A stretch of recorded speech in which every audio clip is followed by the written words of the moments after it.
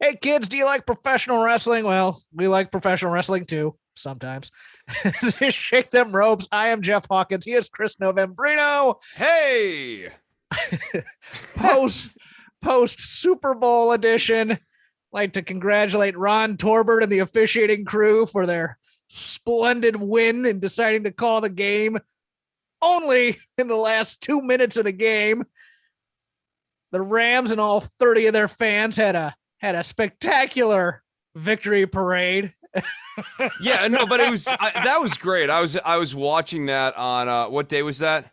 That was Wednesday. Dozens Yeah, and no, dozens of people. and I saw my friend and his kids 1, 2, 3, and 4.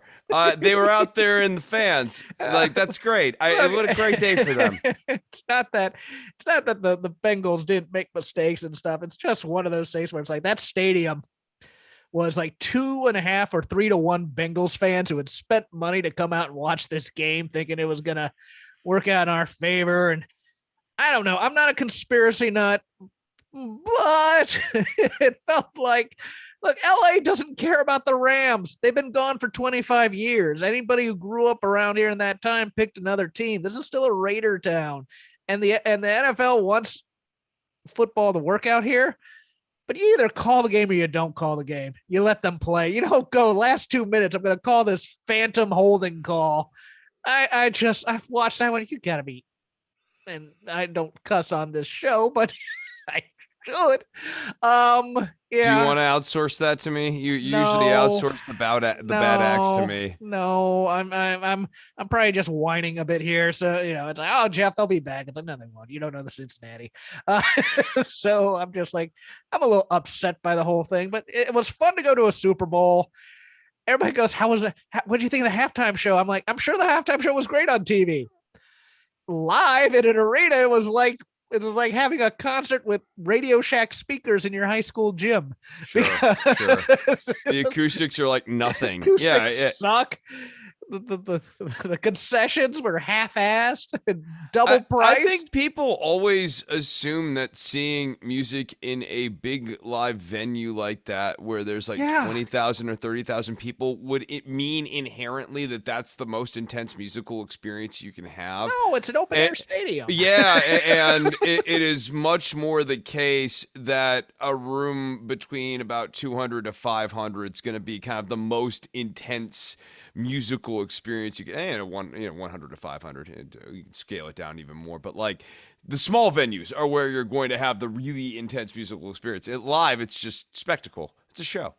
Yeah, so congratulations to Joe Lanza, the 20 other real Rams fans, most of whom are in St. Louis, and the front runners in LA who couldn't be bothered to show up for a parade and now root for the Dodgers and the Lakers. So F off this entire city. That's what I think about that. Honestly, you're making a compelling case for me to not care about football. And what I'm hoping for on today's show is that you're going to make a compelling case for me to care about Cody Rhodes. Because, yeah, Hawkins, I don't give a shit. You're scared to say that phrase. I'm not. This whole Cody drama doesn't interest me. And so what I'm excited for on today's show is for you to cover the drama and make the sale to Chris. Chris, you will be made to care about Cody Rhodes and the Cody Rhodes situation. Oh, that's going to be a tough sell, but I guess I'll try in the middle of my rant. What I want to say, Hawkins, is that I'll listen to you. There are other people even named Cody, who I won't hear it from. You, I'll listen to. Here is my underlying thought on this entire situation. I don't know. I you know what, you can, because nobody knows the reason. Just to get the facts out of the way before I bring my opinion, Cody Rhodes no longer with AEW, allegedly. Tony Khan did not pick up the option for 2 more years in his contract. Cody Rhodes did not re-sign a contract. Apparently lawyers were involved, if you believe both Sean Ross Sapp and the Wrestling Observer newsletter, to disentangle the two out of their, or to at least disentangle any management type of thing going on between executive vice president and Brandy being chief branding officer and all those other things. But Yes, Cody Rhodes is now free to go where he pleases. Now, you can tell me anything. And so many options there are, Hawkins. Well, let us list them all. Well, I'm going to get into that in a second because that's a weird part of this discussion. Because I was listening to the He's flagship. Going to Impact. Know that I don't think he is, but you can tell me just about anything right now, and I'd believe it. In some ways, you can tell me. I don't think of this as a work, but you can tell me this is an elaborate ruse to give him some time off or something like that, and I'd believe that because he just had a kid and he's been injured, and you know he has TV projects going on, and it is pilot season right now, and I know that Cody has acting aspirations still. You know, you can do that. You tell me it was about money, and I'd believe that. Cody wanted more money, and Tony just got alligator arms at the check because allegedly he got alligator arms with Kevin Owens and someone who is who had his contract come up that is yet to be named, but allegedly re-signed with WWE. So you can tell me that, and I believe it. You can tell me that it's about him losing the power of booking. You can tell me it's about bad creative. I'd believe that. You can tell me it's about Brandy and people not liking her and her having to be shoehorned into programs. I'd believe that. You can tell me that it's AEW moving on and evolving, or that Tony is too plugged into Twitter that's saying, well, Cody doesn't really fit in. I would believe that too. Or that's Cody Rhodes' politics or things he said publicly. I'd believe that. I'd believe that it's extensive time to raise the kid. I'd believe that. And I'd also believe that Cody might have leveraged this whole thing to get a better deal from WWE. I would believe that too. I would believe just about everything right now, Chris, if you told me it, but I don't know that for a fact. But there's multiple reasons. We just know Cody Rhodes is gone. Now, let me state the pro case for Cody Rhodes here, because I think he doesn't get enough credit. I think he is possibly the most underappreciated asset in this entire AEW startup. Because if you look, I went through his pro fight DB. That entire mid card pretty much was built by Cody Rhodes. If you like the four pillars, 3 of them beat Cody Rhodes. And one of them and the other one had a really good match with him. If you're happy Ricky Starks and Eddie Kingston are in AEW, it's because of Cody Rhodes and the open challenge gimmick. That was his idea. He turned Brody Lee from a goofy McMahon,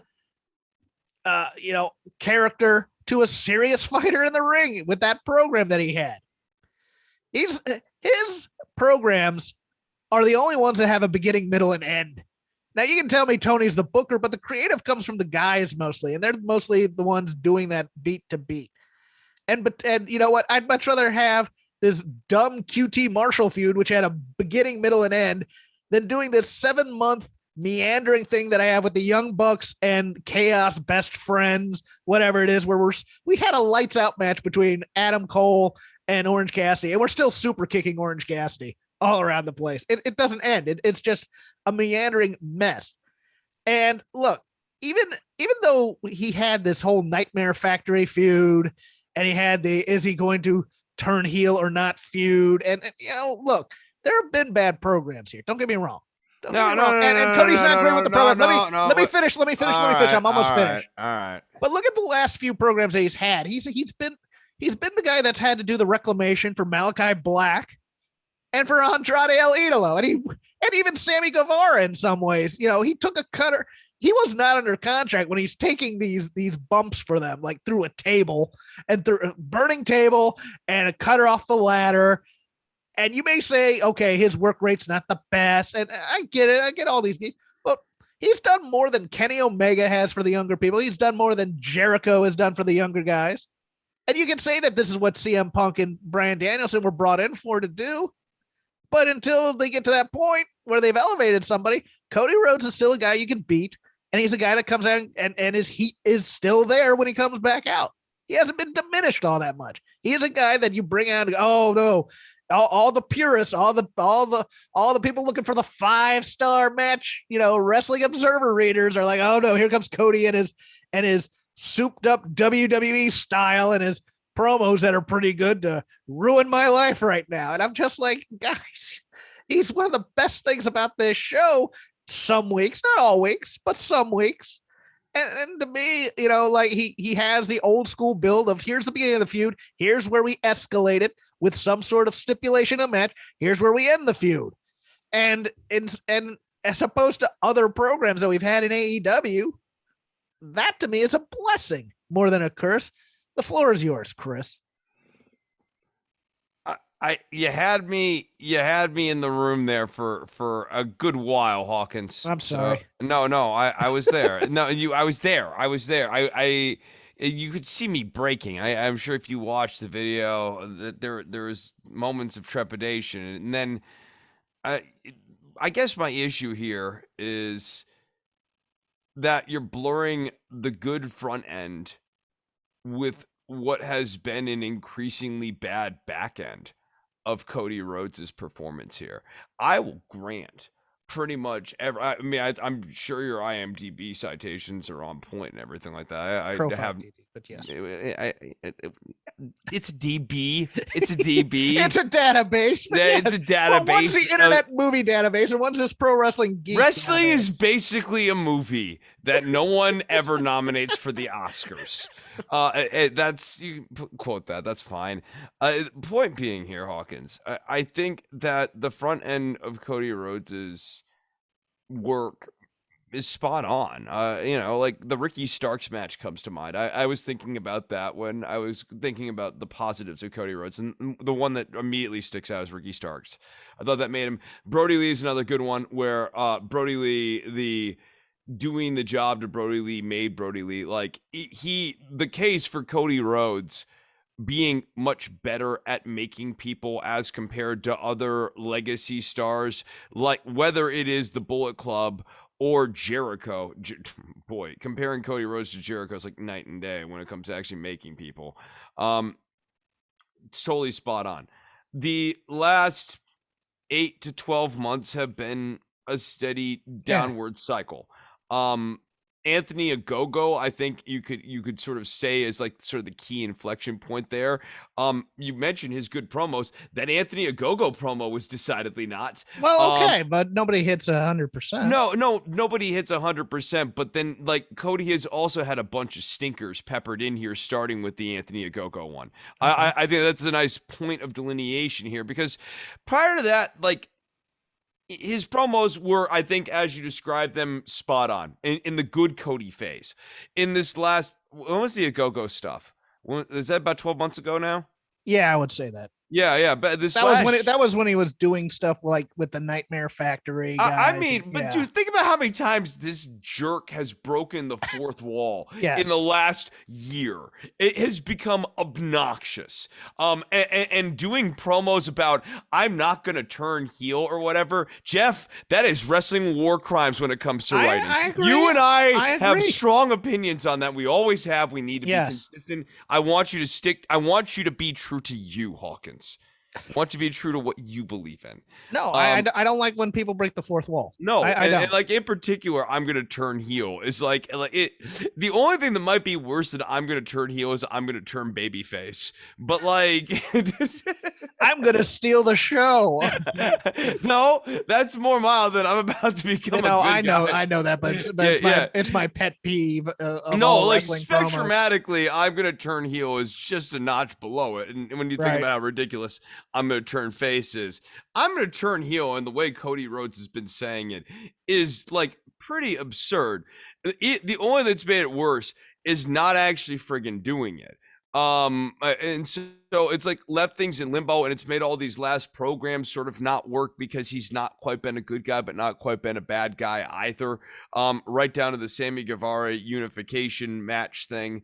And then earlier, you were listing off the giant tree of options for Cody Rhodes as to why this is happening. And, like, I'm not saying I don't care if he's having a family. Good for him. Have a family. No. Not interesting to me.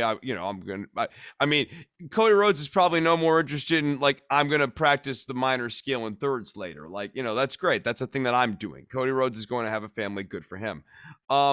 Cody Rhodes going to WWE, I guess, is really the only place that he might go. And are we really interested in all the things that you talk about Cody Rhodes being good at doing?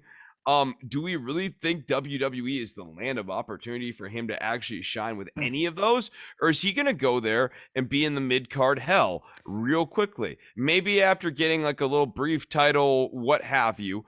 But like Vince is clearly on this Bobby Lashley, Drew McIntyre, Brock Lesnar kick right now, and they're never going to put the belt on Cody Rhodes. So Cody Rhodes is going to go there and do boring stuff. And so, like, why do I care what Cody Rhodes is doing when most weeks I read about Raw?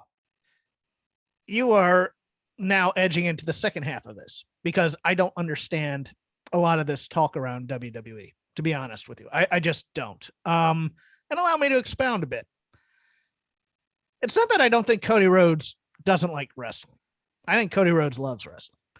I think Cody Rhodes wants to be a media mogul, which is why being at a place that had a partnership with Warner Media helped him. He is a producer on 2 shows on Warner Networks, which is why I always thought the money thing was a little bit, unless they're spending money hand over fist, he has some pretty good income streams coming in from these TV shows too, even though, they're made on the cheap and everything. He is still a top line producer on those, and you do get paid for those fairly well. WWE, through Andrew Zarian of Mat Men, and he's also the weekend guy over at Wrestling Observer Live, used him to get this PR about Cody leaving AEW. They had that 20 minutes before it went out, which I find odd that they'd use him to broadcast this. Also kind of weird, I have it off the record that there was a pitch for Cody Rhodes at WrestleMania before this news came out, that they were planning on this. So the thought that Cody might have been talking to WWE before this is great. Now, I listened to the flagship last night. I've listened to a lot of audio about this. I'm almost tired of talking about, but because this is new. Do you have like a little cork board thing with string connecting different nodes and Pepe Sylvia? But here's my problem with the, WWE is the only place that will pay him that much, and also the other talking point that I've been hearing a lot is, well, they're gonna have to make him look good because that's a message to the locker room over at AEW. That if you jump, that they'll take care of you. Now, to that cynical old man Hawkins, who has been watching wrestling for a long, long time and has been listening to people talk about their re-signing with the WWE stories, says, never doubt the ability of wrestlers to self-delude themselves, that they're going to be different or that things are going to change. Because we know some things about WWE, Chris. We know that once you're gone, if you come back, they expect you to be the same guy that you were when you were there because they are the worldwide leader in sports entertainment. So they're not going to do some massive up unless you are a Roman Reigns or a Brock Lesnar type of guy. And I just don't see them saying that. Now, everybody's going, well, WWE is the only one who will pay him that much. Okay. Knowing that, how come I haven't heard that he has signed with WWE then? Because his leverage is now gone. He is now no longer a part of AEW. They've written official press statement saying, best of luck. Thank you for all you've done here. He can't, and WWE knows this. WWE knows he can't exactly go back hat in hand, even though I think he could possibly, if he decides to stick around, be a free agent. But the big money deal, I would be taking off the table right now. I'd say, well, here's what you can get from us. And I just do not see the whole, we have to treat you well here at all. Because what they'll tell somebody else coming in is, hey, I saw what you did with Cody. Goes, well, he's not you. As soon as you sign on that dotted line, but like, look at the way WWE has been handling the ratings wars. Like, WWE is like an army that doesn't fight the ratings wars. They're just slowly, steadily losing. Oh, but they do. They do in this way, Chris. If Cody signs there, and this is my thinking, anytime you hear about AEW in the news, Cody's going out there to do a job. Look at what they did with Goldberg and Sting. The 2 guys that you can't possibly mess up from the Monday Night Wars. They hold these grudges forever and ever and ever because those aren't guys that we made. Now, Cody Rhodes, they kind of made, but they made him up until a point. They only made him up until like U.S. title size. Yeah. you realize the kind of reclamation project that they're going to have to do to make Cody Rhodes seem like a big deal to the WWE universe? Oh, dude, with that which tattoo, they don't, which with they don't that assume. Yes. tattoo, And that's with the other that thing. neck tattoo. That's the other thing is we know that Cody is sometimes prone to bad decision making. See the neck tattoo. The amount of conditioning it's going to take to make Cody Rhodes. No, people are gonna make fun of that neck tattoo. There are going to be promos. Yes. Like if he went to WWE, it would be about 3 months maximum before a heel comes out and starts taking shots at Cody Rhodes' neck tattoo, or Cody Rhodes is a heel and a babyface takes a shot at the neck tattoo to score points. Yes. No, I fully agree with you there. I'm just, it's one of those things that, and all of that, and knowing that Cody at least knows how his friends have been treated at WWE. He knows that how his dad was treated at WWE. Dude, how Adam Vince Cole never just gave that up. left. They just let Adam Cole walk, and they never tried to push the guy in any meaningful way on the main roster. And now, Cody Rhodes just saw this too. If he's going there and he thinks it's going to be different, he's silly. If the money's right, okay, to your point, I think the negotiation strategy here is baffling. Maybe I don't understand all the ins and outs that I need to understand, but to me, you leverage one thing against the other thing, yes. Not lose the one thing and then go, hey, other thing. It's very possible that the contract's already been signed and we just don't know it. Because it should have been if all, I mean, the moment that the lawyers were disentangled, that contract better have some fresh ink on it, because otherwise the deal gets worse from here. That's all I can think of, because after that it's like, oh, we can talk about that later. No, they will say things like that. Hey, just sign for now and we'll handle everything after you sign, blah, blah. And they don't. See Mike and Maria Kanellis, who I bagged on it. It's like they hated their first time there. They come back, they re-sign, they hate it the second time, and they trash it every time. It's like, do people not learn these things? I mean, are we just talking into the wind, or is it one of those things where it's like, the hot guy who oh, I've always wanted to date somebody like this. Oh, but he told me he loved me. And it's like, no, baby, this time it'll be different. That kind of thing. And you're just like, are people just dim, or it's like, well, this is as good as I'm going to do, and the money's really, really good. Don't get me wrong, the money at WWE is really, really good. Really good. It's really good. They're the most profitable wrestling company in the world. There's that kind of security there that, hey, I keep getting escalation clauses in my contract because the assumption or the presumption would be that there'd be that kind of security there. There's but like stability, what we also know is that doesn't exist. And so that's the other thing. Creatively, is he going to have an outlet for what he wants to do? And I don't think so. And if booking was the issue here or whatever, he's not going to get that kind of thing at WWE unless they say, oh, well, we'll give you input. They'll give them buzzwords like that and then sign on the dollar. Shut up and take your script. God, like, even if he was given, like, the only reason I think Cody Rhodes should go back is if he can save that hellhole that is known as NXT now. If Cody Rhodes, see him wanting control of that, or at least getting some control. Yeah, if he could get control of that and have like a lot of control over that, or what I'm saying. Like, I would be interested in him doing that, but outside of that, I have no interest in Cody Rhodes. But allow me the counterpoint to that. NXT was never hotter than when Triple H was running that damn thing compared to right now. And what they've done is they've decided to make it a farm team for the main roster because, well, we're not getting the kinds of talent that we want from NXT up there. Unless Cody can somehow go out there and sign 20 Wardlows, I don't see how him running NXT would be any different than what it is now, because you're not going to turn it into the black and gold brand again. It's still Technicolor Vomit NXT 2.0, NXT Level Up, which is now what 205 Live is known as.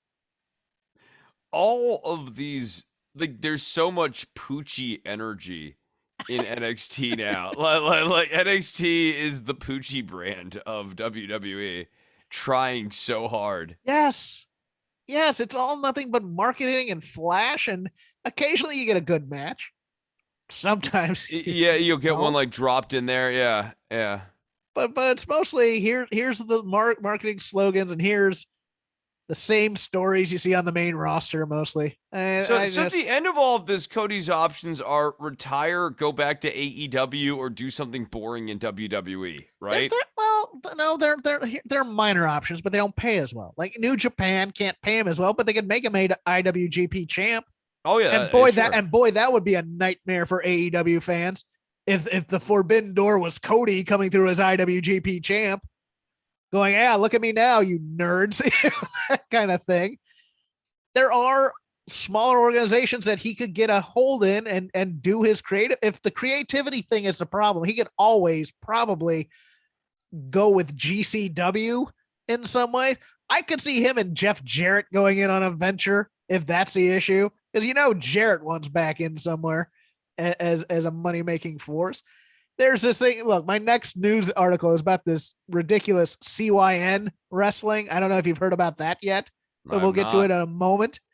So I mean, there are minor options. Most of them involve startups or something to that effect.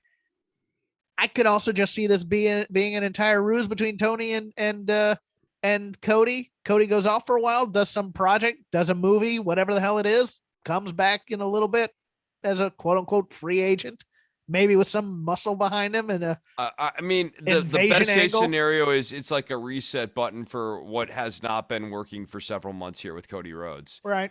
And Brandy's not going to be involved, so that might, right, might help or hurt. Who knows? Yeah. The Brandy promo really bombing in Cody Rhodes and Brandy Rhodes' last week is an interesting inflection point in all of this. Okay. I think it's really it is. It's interesting. I want to hear your thing. That's what I meant by it went really badly. Like she was supposed to be a babyface and she got booed out of the building again, juxtaposed against Dan Lambert, who is supposed to be the stereotypical like boomer conservative, like hates society sort of guy. And Brandy Rhodes couldn't even get over against that guy. Like Lambert was scoring points on her. And I don't like there were real questions about the Paige Van Zant and Brandy angle. Like yeah. there was it felt like they had written themselves into a real corner here. So maybe it is best that look, a lot of people care about this controversy thing. I think they care about it in at least the right way, which is something that you can't say about a Cody Rhodes angle very often here in the last like 6 to 7 months. Yeah. So, quick yes or no? Do you think he ends up back in WWE? No. Okay, I'm gonna say no as well. I know prevailing wisdom is yes, but I just don't think it happens. I although he is 35 and that is a lot of money, but I just think I think he's too. I think he just knows he's tweaked them. He's also tweaked them from AEW a little bit too much for me to think that he's just going to go back and think that all's forgiven, all's fair in love and business. They have long memories over there, kids. As I alluded to before, EC3 and the former Braun Strowman are opening up a promotion, say that they have a TV deal imminent called CYN, called Control Your Narrative Wrestling. Included in some of these cards is former Karrion Kross, Killer Kross, Moose, Austin Aries, applauding it. I just assume Joey Ryan's going to end up on one of these cards at some point. Yeah. Who knows where this TV deal will be? I don't see it being a big deal. If Impact and Ring of Honor don't have, huge deals right now, maybe something with like a fight TV type of thing. But yeah, they're going to go into business for themselves, Chris. What a waste of Braun Strowman and to a lesser extent EC3. Who I think is a pretty good promo. I just think they could be doing better things. But they've been everywhere. Where is there to go? Has Strowman done AEW? He has not done AEW, but I don't think there's interest there because he wants too much money. I think that might be it, but I know he did the final Ring of Honor show. Showed up there. Yeah, no, I mean, I look, Strowman would be good for AEW. I mean, especially, Hangman having a feud against Strowman would be good. I want him in this Face of the Revolution match because we already got 3 hosses. We need all hoss ladder match right there, baby. Miro, him, Chris Hero. Don't give me Brian Cage, but we already have Hobbs. Who is it? It's Hobbs, Keith Lee, Murderhawk, and Murderhawk could be in that. Yeah, that would be a hell of a ladder match. Kairi Sane returning to wrestling. She'll be on a Stardom show coming up soon. Guess her WWE contract is done. Good for her. She's fantastic. Now, if there's a forbidden door for her, I'd love her to do a one shot or two in AEW. And I think that'd be fantastic. I just that's a woman who got the crap knocked out of her on the main roster by both Charlotte and Nia Jax. Best wrestler in the world, and they made her a pirate. It's just one of those things that you just shake your head and marvel at. Have you seen any Kairi Sane or the former Kairi Hojo? Any of her Japanese stuff? Not lately, no. Okay. It's really good. It's really good stuff. The only thing I saw prior to WWE is her stuff in Lucha Underground. That was great. Right. Yeah, no, that was pretty good too. The former 205 Live is now 205 Dead. That's an old joke that's been waiting to happen. Now known as NXT Level Up and being debuted as ring announcer, the former Ring of Honor Quinn McKay, now known as Kelly Kincaid. I think that's a hell of a pickup for WWE. Should they ever choose to let her do in-ring stuff again, she's not bad. She's had some training. Perky, cute kind of person that does well in the announcing type of roles here. And I think she could have a pretty long career in WWE. She's really good at the social media stuff too. She'll probably be fine. You can hang around fairly decently in one of those roles right now. Yeah. I think it's a little higher up where it's a little more dangerous. Yeah, or hey, I want to be a wrestler instead of what you've put me in right now. And then that's when the clock's ticking. Alex Riley. Yeah. Apparently Peacock working on a documentary about Teddy Hart. WWE not happy about this at all. God help us. We have to have a documentary about Teddy Hart and his insanity. Are you aware of Teddy Hart, Chris? I don't know if you are.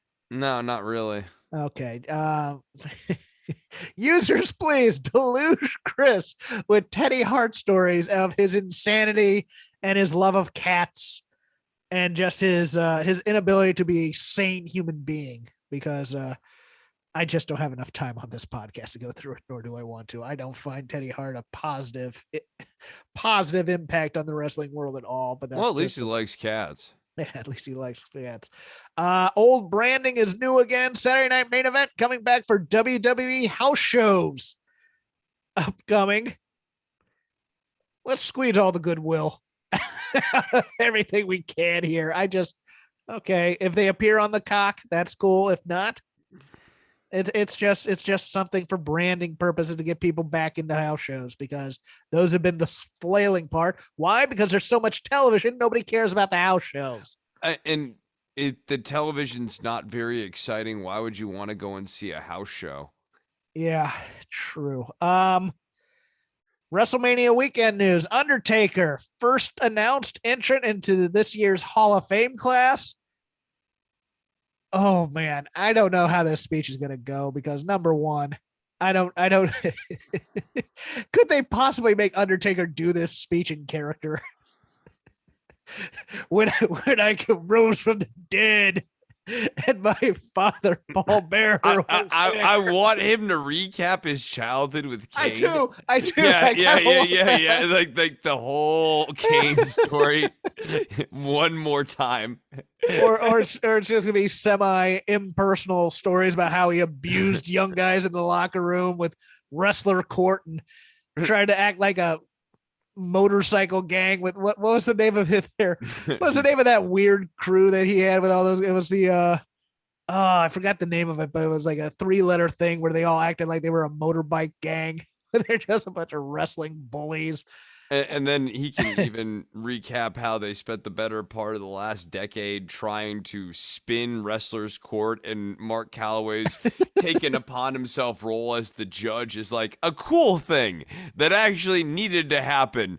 And it was right and good that Mark Calloway, of all people in the locker room, was the one to be the arbiter of justice. And he was a good and fair judge, you see.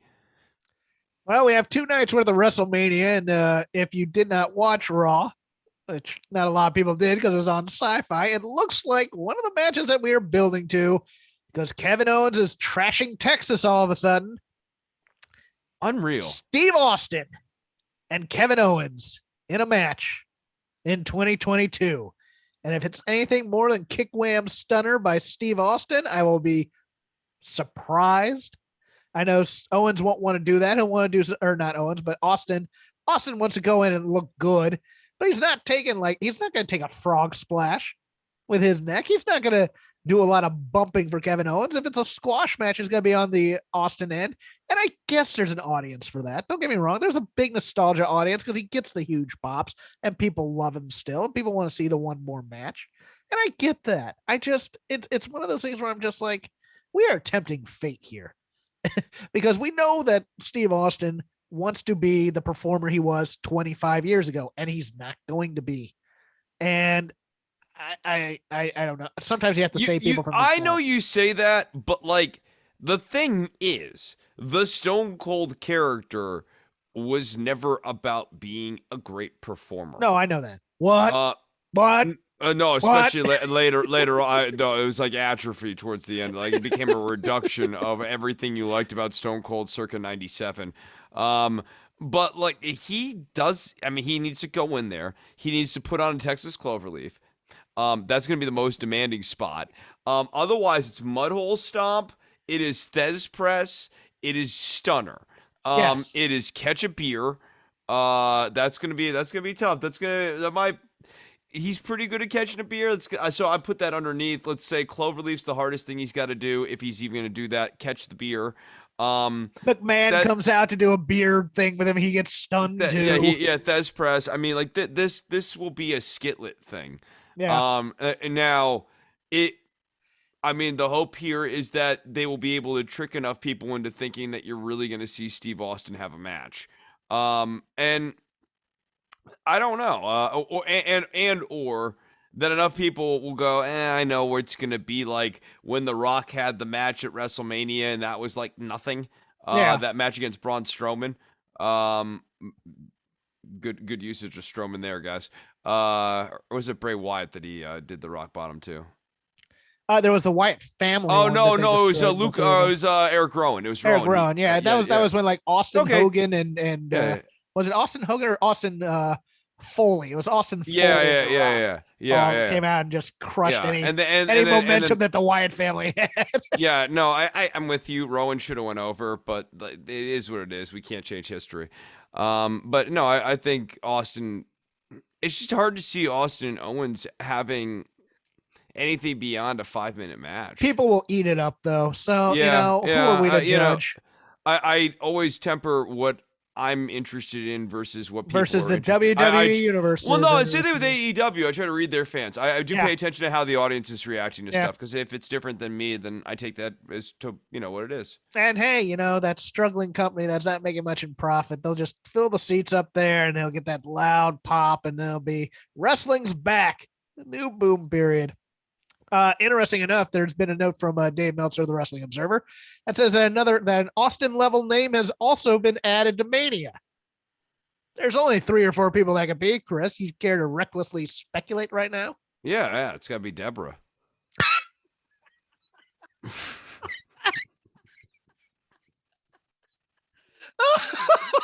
Oh, that was a 5-star answer. That was so good. I just did not see that one coming.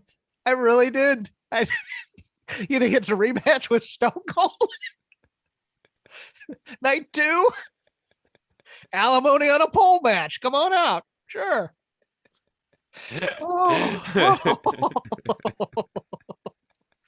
Steve McMichael gets wheeled out in a wheelchair. Yeah. Oh, Jeff, you're just going straight to hell on this one. Rock, maybe Batista. Maybe they view Trish Stratus as I don't think they do, but or the Undertaker in his final match on Hall of Fame weekend. I mean, unless is Goldberg already scheduled to have a match there yet, or because it could he also can't be the Austin Level Town if he's already on this Saudi Arabia show, can he? He could be. Oh God, is that what they're thinking?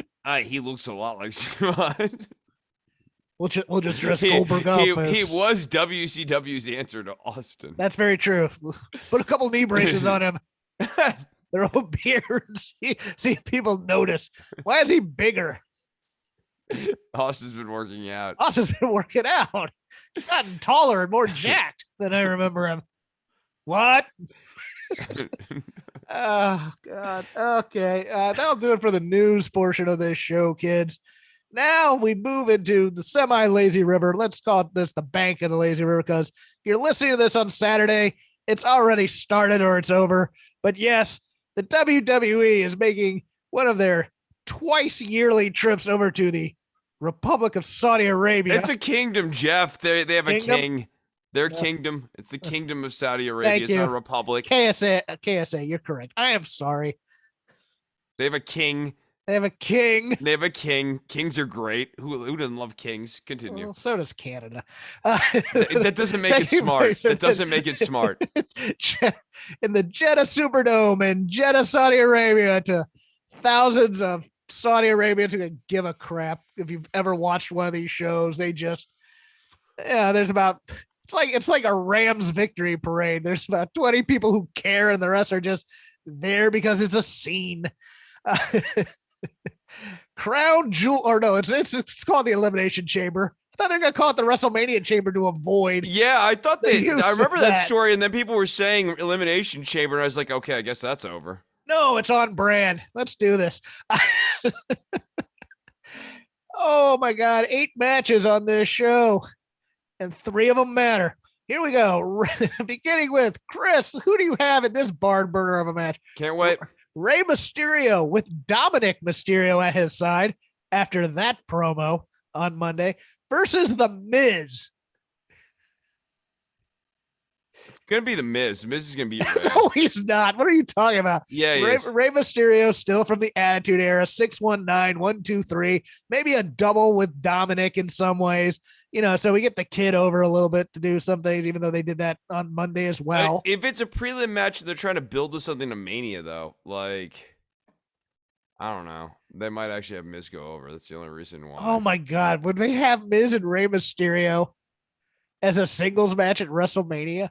Why wouldn't they? Well, then you have to do something with Dominic. Maybe yes, Miz destroys Rey, and we get Miz and Dominic.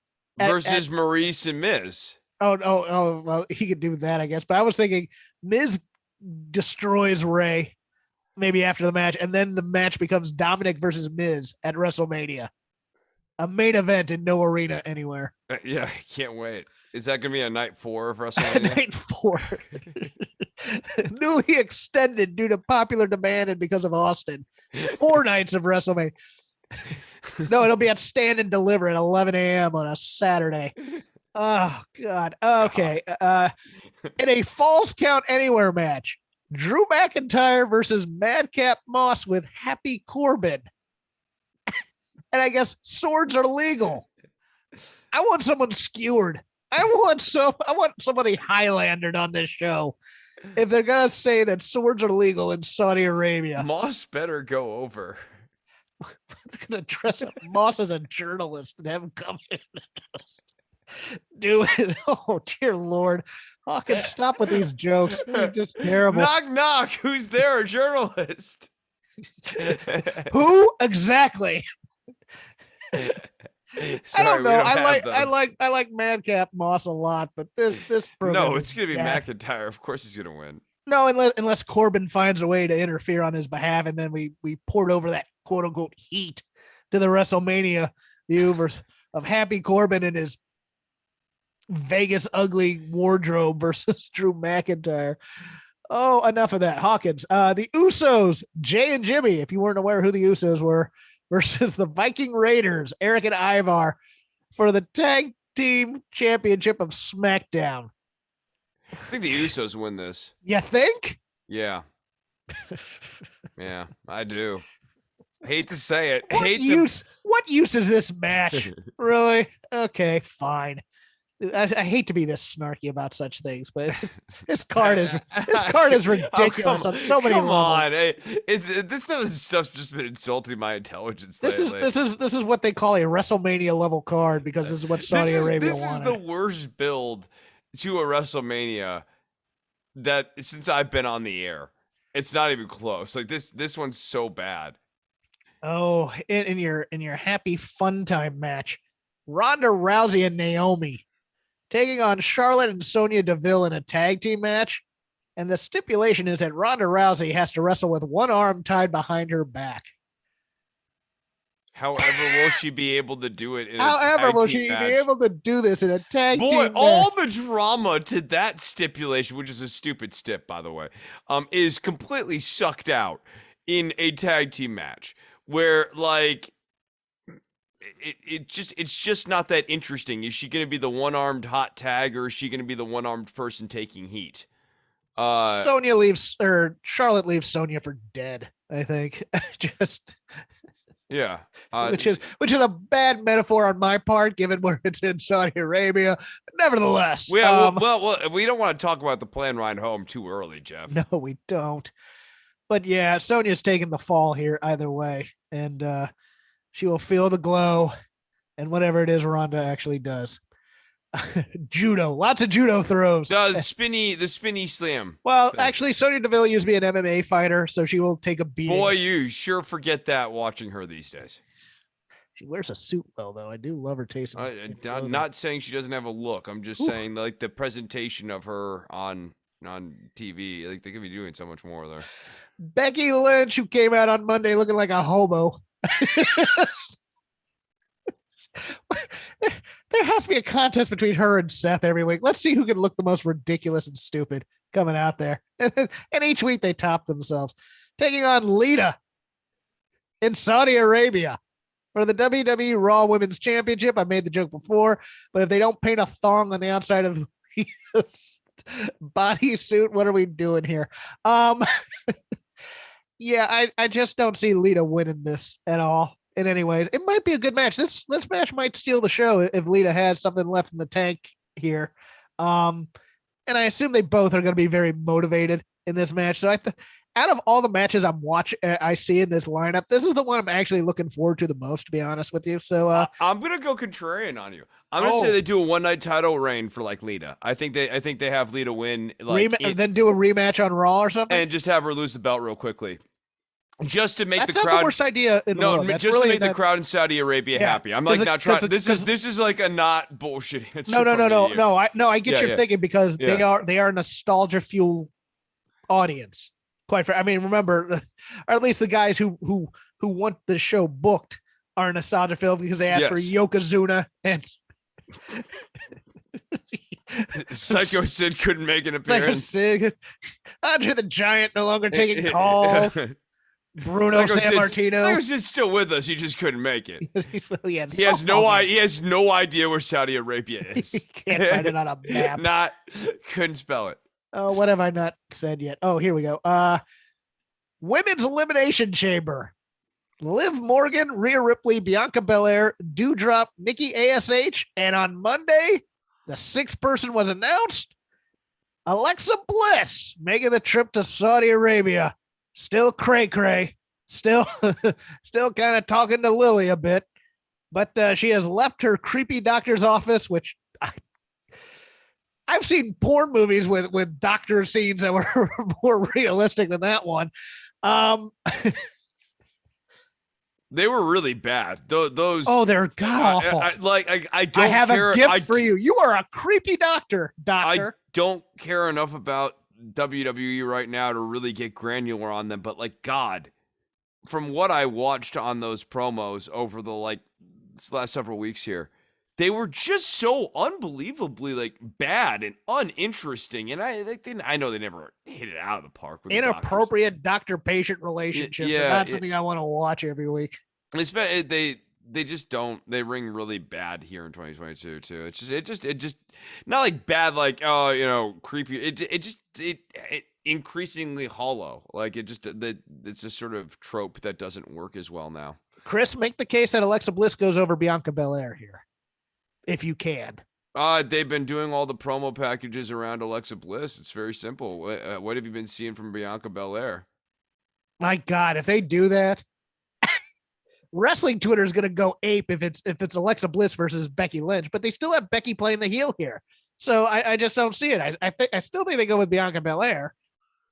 It's one of those odd things where I'm trying to figure out how they get rid of Alexa Bliss, because Alexa Bliss feels like a star here. Recap the Bianca Belair push to build up into this. Has she been getting a lot of mic time? No, but it's one of those things where although she won the gauntlet to be the last one there, so the person who wins the gauntlet usually doesn't win the match. Right.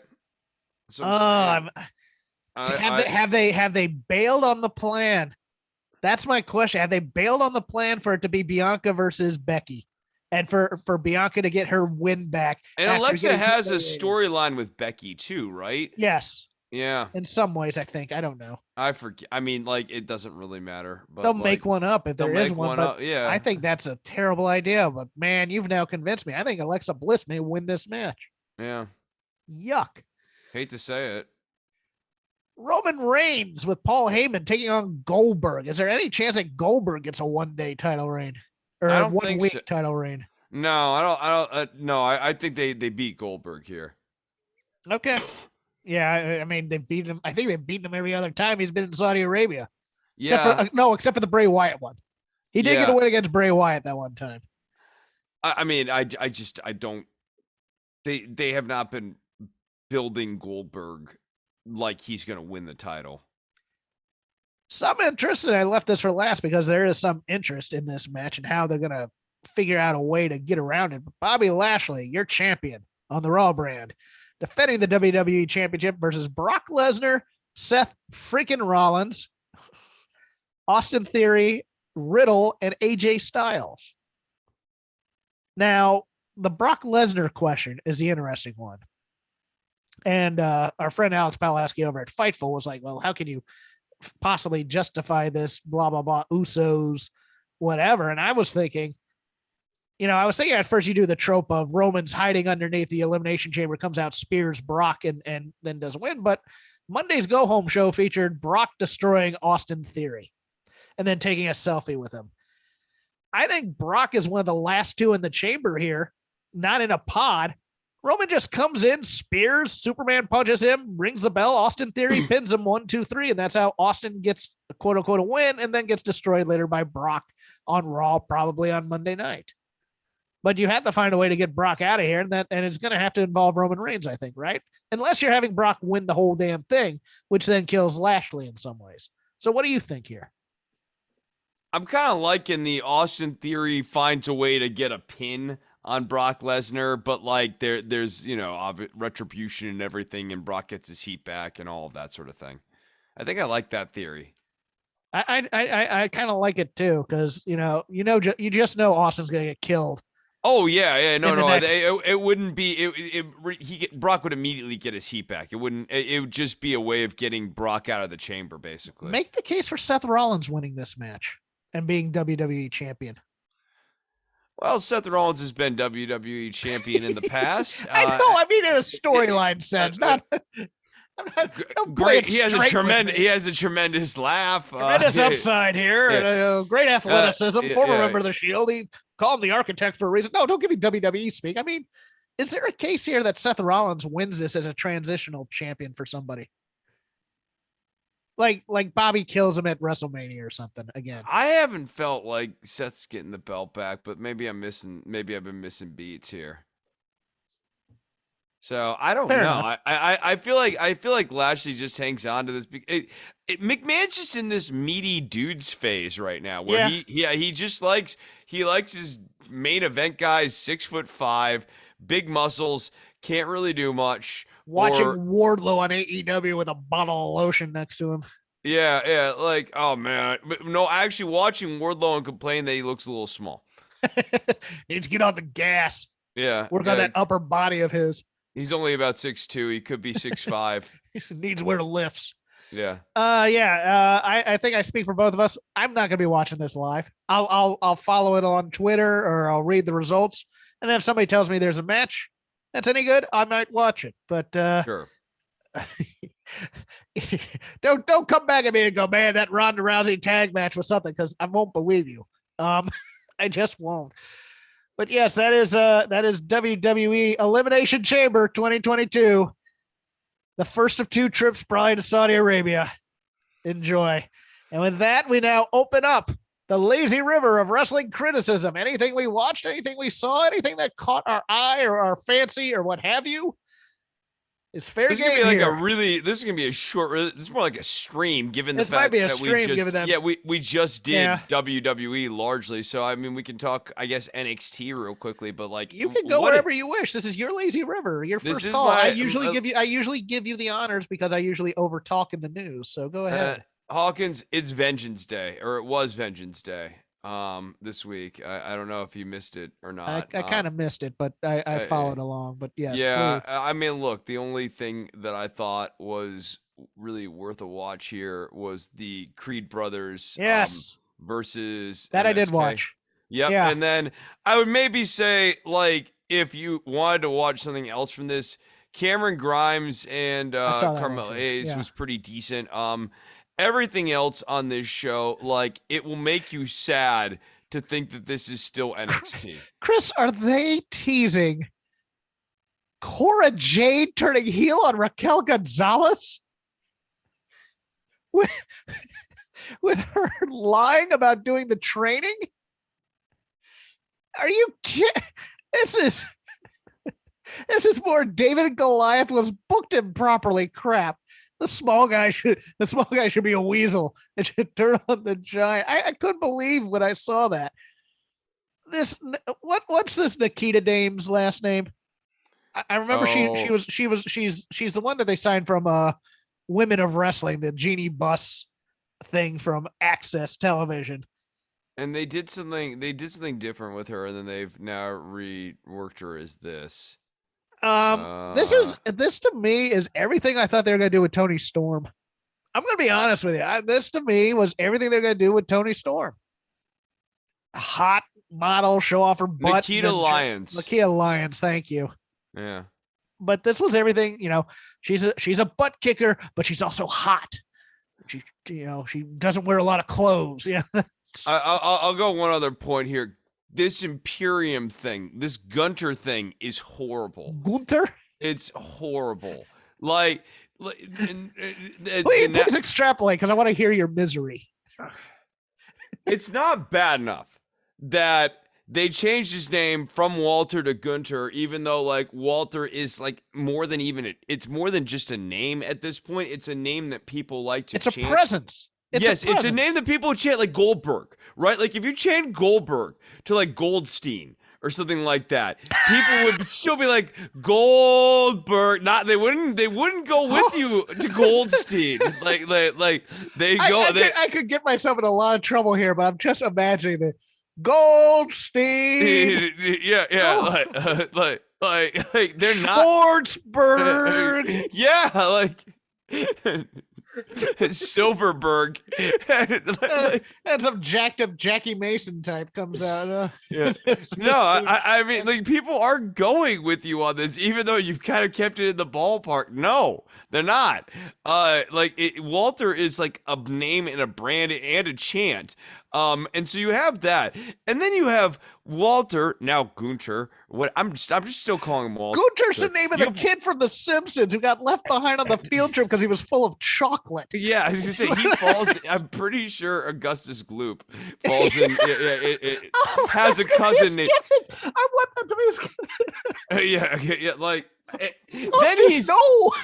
And then he's yelling at the announcer, "No, my name's not GUNTHER." SK comes out and starts singing a song about the dangers of chocolate. Like, The whole thing sucks. And then Gunther can't even acknowledge the fact after yelling at somebody for his name being pronounced wrong. No, it's not Gunther, it's Gunther. And meanwhile, everyone behind him is yelling Walter, but he can't really acknowledge that because to acknowledge Walter would move them too far back into the previous gimmick, and they really want to move him away from that. But I hope to God the crowd never lets him move on from Walter. I hope that like they are just like giving Batman his mask back here. What was the original last name that they had given him? The one that matched the U-boat commander? Stark. Gunther Stark. And that's the worst part about it. Is like all they came up with was like generic bad guy names. Stark. Yeah, Stark. Like Tony Stark. Yeah, exactly. And then I maintain that I think they only after the fact realized that was a U-boat captain. Like that's how dense they are and mindless. I'm gonna go to AEW for a Lazy River thing and take a victory lap that I never thought I'd be taking. When I said that they were going to, that looked like they might, it seems preposterous, but they might do Mercedes Martinez and Thunder Rosa as a team here to take on the Hater Collective with DMD. And then remember, I stopped myself because I went, that's the most ridiculous thing I've ever heard because on week 1, she hit her in the head with a pipe. But apparently you can get mutual respect. Can they coexist after trying to brain somebody with a pipe? You know, I respect that move. That was an alpha move right there, Mercedes. You almost sent me to the ICU with my brain spilling out of my head. But you know, now I want to team with you because damn it. What a ridiculous. No, you know, that wasn't even the most egregious part. Cool. I'm glad you saved me the space here. I think the most egregious part, and you say, by the way, you say I never prepare for this show, but in preparation for this week. I don't say that. No, you do. You say like all sorts of negative things to me. You text me late at night and tell me I'm a jerk. It's fine. No, you are a jerk, but go ahead. Okay. So thank you. You see, people, listen, take your notes. Don't give me that open. Okay. So here's the deal. In preparation for this week's show, I watched all 4 seasons of Cobra Kai, and go ahead. And let me tell you, what should I do, Sensei? Oh, I mean, like, there's a lot of things wrong here. Like, for example, John Creese is going to prison right now because he attacks Stingray, or like actually gets framed by Terry Silver at the end of the last season for attacking Stingray. And anyone would know that if you follow Cobra Kai. I don't. Well, okay. Just, you know, like, so do you really want to be getting advice from Creese? For starters, can you even? Because he's in prison. Duh. But two, like, while I enjoy on some level the synergy with AEW being involved in current relevant things, and Cobra Kai, like, you know, let's all kidding aside, it's one of the highest rated shows on Netflix. Like, it's actually doing incredible numbers in this. This last season did really good numbers. I thought that this is a really pointless and silly inclusion into Britt Baker's angle, which just like every week feels more and more like the video game Fortnite, where they just keep adding crap in, and like they once had a good thing, and like now it's like, so like you once had like Brit and Rebel, and that's like Fortnite version 1 or whatever. Then they add in Hater, and like, okay, that's a new season. That's kind of weird. And now all of a sudden you have John Creese, and like we're now like deep into season 5, and Incredible Hulk is like smashing your dude building a fort and stuff. And are you even playing a game at that point? You know what this reminded me of? I'll give you an old school reference. Back in the TBS days, the 605 days. I believe this is right before Clash of Champions 1. TBS was really pushing hard the new Leave It to Beaver, which had an adult Jerry Mathers and a way past his prime Eddie Haskell on it. And they did this thing where Jim Cornette and Eddie Haskell met each other. And it's one of the saddest things you've ever seen, but Jim Cornette was game for it. But it was just the worst, the most cringe kind of cross promotion you could get for a show, because already you knew that the new Leave It to Beaver was going to be crap. Cobra Kai is still cool. No. Okay, so I want to stop here. I think there's actually a really interesting place for Creese here. He's really miscast. I agree. There's a perfect guy. No. I'll go one better. Okay. I'll go one better. Bryan Danielson. he's already basically building his own version of Cobra Kai there you go. right now. Yes.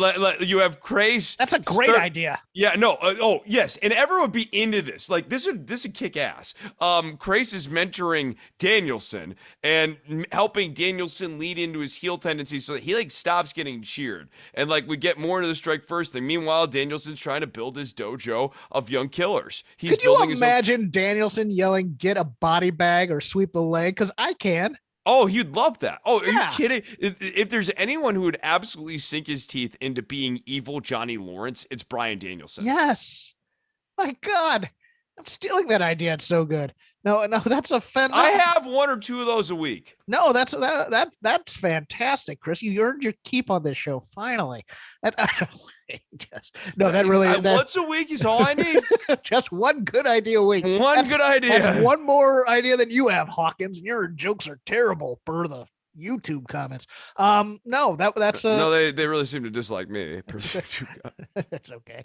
No, God, that's a much better idea. That thing's fantastic. Rather than just having it on Britt Baker, no, I'd be just infinitely more interesting. Also, let me note this about that match, because that match was off, and this is, I think, the second big match in a row where Mercedes Martinez, I think, has been knocked out. I think she was knocked out on her feet during this match at some point, much like she's got to be really match. Careful. She's starting to pile up some of those head injuries. You only have so many on the bump card. Yeah. No, and like in like a 24, 36 month period, we've seen her, like, she's gone lights out like 3 times now. Yeah.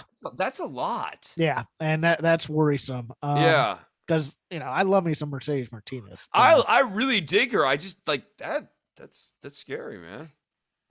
You are up wherever you wish to go. Dynamite seems to be. We can stay on Dynamite, sure. Yeah. Adam Page seems to once again be stuck in a program where he is not actually the star of the program. Yes. And I just, everything about this Adam Cole thing, and then the follow up with backstage with the Young Bucks was so weird and counterproductive to what Adam Page as a champion really needs here. I don't do what do you have anything to add on to the Adam Cole thing? Look, the line they said that you've always been the second best Adam in here. Why isn't Page knocking him out after that? Why is he taking that? What is this emo crap? He just stands there and takes it like a weenie. God, and they're thinking, well, you see, he's a sensitive champion who, I mean, everything Cole said he was right about. It's like, yeah, you haven't been hanging around the Dark Order. And then just, oh, God. And then he gets played at the end with the handshake. Yes. He gets played. Everybody knew that O'Reilly and Fish were around. Except everybody but stupid Adam Page. Yes. Who's not a good friend. Like Adam Page's only answer is, yeah, you're right. I haven't been a very good friend lately. And then, I swear to God, I think 10 missed his cue. I think 10 missed his cue here to come down there, because he goes down there storming through after everybody's already left. And then he starts beating on the security geeks. And it's like, look, if you're going to do this rage month, if you're going to finally get Preston Vance something to do, because you haven't done anything with the Dark Order ever since, you remember when we thought that lawnmower thing with Alan Five Angels was going somewhere? Yeah. I know, right? Honestly, I think rageful monster Preston Vance intrigues me, but he has to be beating Dark Order guys too in a blind rage. Preston Vance as Adam Page's mini boss is actually a really interesting sort of like pairing too. Like I like the idea of Page being really chummy with Preston Vance. And maybe a lingering question of, is Vance going to turn on Page? Nah, not yet. No. I'm saying as a longer, like if you wanted to actually have Adam Page be friends with the Dark Order, having Preston Vance and Page be closer would be an interesting pairing. Oh yeah, that I was thinking Adam Cole and Page. My fault. You're right about that. That would be if they did character development in this federation. That'd be interesting. I liked the Sammy Guevara Darby Allin main event, and I even like the way that they got out of it without having to pin somebody. I like John A.L. Idolo continues to fascinate me, especially. It's not always on TV, which it should be, and that's a cardinal rule of Jeff Hawkins watching professional wrestling. He's now calling Sammy Guevara Jericho's kid. I'm like, his interest in child labor is something to behold for the Hardy family office. But I loved the interplay between Guevara and Allen in this match, and one day they're gonna have a barn burner on a pay-per-view if one of them isn't dead first. Yeah, I mean, look, you in the ring, Darby Allin's usually pretty good. And I think like he works really well with Sammy Guevara. And that's like that's not the issue with Darby's matches, in my opinion, generally speaking. And actually, I tend to like his matches more when they're in the ring than when they're not in the ring. I think the stunt stuff is fine occasionally. Yeah, no, I think he's underrated in the ring. I think his selling is good. I think he actually does a number of like good fundamental things well as a wrestler. And so I thought this was a nice showcase for him. I like the limb work that Allen was doing. I thought like using the coffin drops to target the leg was really cool. I like using his coffin based offense to do limb like work. Nice. I thought the Sting's like blocking, like the way like he was in weird places at weird times at the end of the match. Like after like when like Andrade hit him, like it felt like he was really late for the save and had no sense of urgency or indignation that he. That was weird. I mean, it's like if I saw him hit a guy, just got screwed out of the title. Yeah, you need to be title match, him. bro. Like like that was weird to me. That was weird to me as well. Yeah, I got that. Jose the assistant is a fantastic Twitter follow. If you don't follow him, he's just absolutely great. And he's a great lackey, a great flunky. But yeah, no, I'm interested. Sammy and Andrade. It's gonna be something. I think that's gonna be a happening right there. I'm very interested because it seems like Andrade has found his groove again post Cody at least. You got the inner circle That's match. what I was going to go to. Yeah. Now, let me ask you this, because I didn't know on Wednesday. Did it seem to you that Ortiz hit Jericho with something, or did he just hit him and it was a roll-up? Because to me, I think the better move would have just been clean pin on Jericho and let them go their separate ways. I get the because it doesn't matter, right? Like if whether or not he cheats, if they win, they won. And if they wanted to cheat to win, they wanted to leave the group. And if they win the match and they want to leave the group, they've left the group. And like and even if but Jericho's the heel here, I know that's the other part that makes it even more weird. And so like this is like a weird one. Like if they did cheat, and they might have, I also don't get why you would write that into the spot. Here's the other thing that just baffles me. The whole story of this match is that apparently Jericho hasn't been giving Proud and Powerful their due, and they want to fight it out in the ring, and that Proud and Powerful feel underappreciated as a team. So what do? You give them a distraction win with Eddie Kingston, and they don't really go over as a powerful team, because they needed the help. And to your point, once Kingston walked out on their behalf, it was made an Eddie Kingston match. Yeah. Right. Well, no, beyond that though, it stopped being inner circle business. So like sort of like the match really became irrelevant because you already knew Santana and Ortiz were leaving. Yeah. So like ultimately the outcome of the match didn't matter. The only audience was ahead of them. Audience was already there. Right, because how do you possibly see Eddie Kingston coming out and the inner circle reuniting unless they all turn on Eddie Kingston and jump Eddie Kingston and all turn heel again? And I thought that for a moment. I had that as the only possible other out here, but like once it became clear that's not where they were going, then this is dumb. This is more Jericho crap. Did you like the Punk promo? No. Really? I thought it was at least clever. I mean, the "Will you be my Valentine" to his Piper. I thought that was kind of a cool thing. But then again, Piper Valentine dog collar match is in my wheelhouse. So yeah, no, I get it. I just like, you know where I'm at with the Punk and MJF thing. I'm like, I was checked out. MJF did some good acting in there, though. I mean, just the flustered part of it. I mean, and I thought it was a nice bookend between the time that Punk came out and never said anything and drove MJF wild, And then this time MJF comes out and doesn't say anything. I thought that was a pretty good bookend. Well, yeah, but like the problem is it's not really a bookend. It's now 2 occasions where Punk has left MJF speechless. Well, no. First time Punk didn't say anything. Right, and left MJF speechless after that. Okay. No, like MJF had no follow-up. When Punk came out and said nothing to him, MJF couldn't retort to that. I only have one note on Rampage, and this is my final note. Serena Deeb is fantastic. This professor thing. You could just pin that on the board. I don't know who's going to be breaking this, and I'm still thinking it's going to be Hikaru Shida in a mask eventually. But the longer this goes on, the more heat this segment's going to get, and I love it for her, because if anybody deserves a nice long run, I think it's Serena Deeb, because she's been doing yeoman's work in the women's division. In lieu of Jade and DMD having the titles and them having to build her, she's a solid 3 in here. Honestly, at this point, I'm way more interested in a Deeb TBS title reign or a Deeb like main women's title reign. You're not interested in Jade Cargill versus the Bunny? I can't. Honestly, I can't wait for that. Every Jade Cargill match, it just keeps getting better and better. It's a chance to see something that you might not ever see again, and that's one of the weird things. Sometimes I forget I don't forget. Sometimes I imagine what Ahmed Johnson would be like in the year 2022 as a woman. At this point, my dream match for Jade Cargill is Tay Conti, because I just want to see.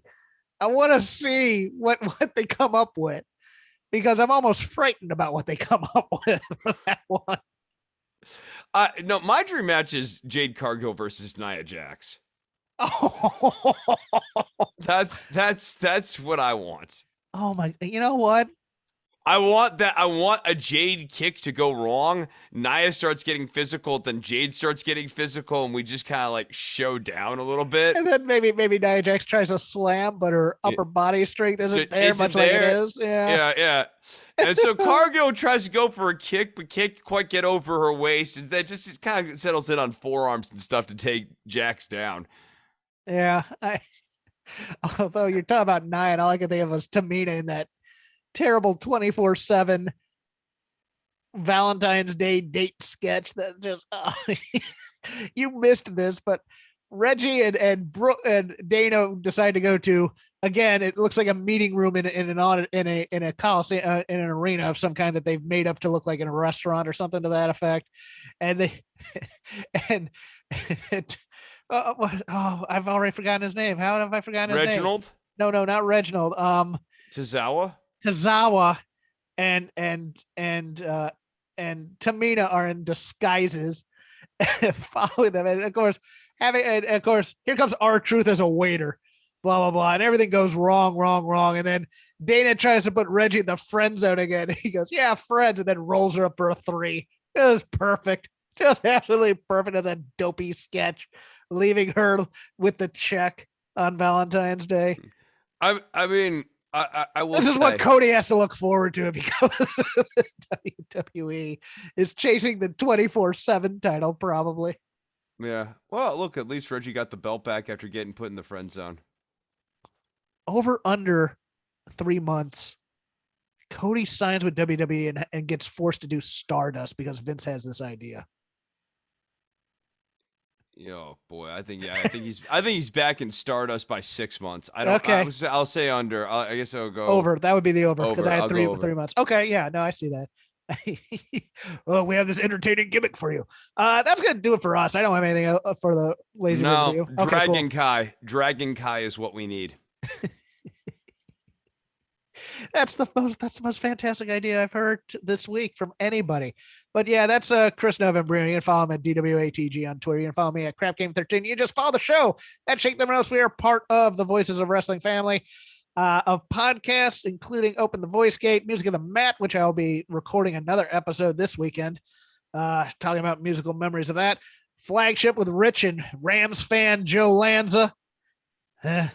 And all the other podcasts there. Find us on any podcast provider under either Voices of Wrestling or under Shake Them Ropes. Chris also does a podcast. DWATG is short for Don't Worry About the Government. He's going to tell you about it now. Yeah, don't worry about the government. Still tapes occasionally. You can find it over at patreon.com/GWATG. Support the show there. $1 a show. At this point, it's like $1 a month. So like maybe $2 a month. Has the Patreon waned a bit? Is that what you're saying? No.